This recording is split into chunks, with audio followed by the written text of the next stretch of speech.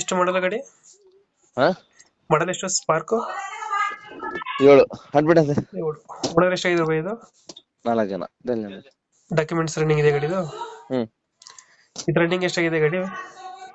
ಹಾ ರನ್ನಿಂಗ್ ಎಷ್ಟಾಗಿದೆ ಗಾಡಿ ಇದು? ರನ್ನಿಂಗು ನೋಡಿಲ್ಲ ನಾನು, ನೋಡಿರ್ಬೋದು ಒಂದು 79 ಏನೋ.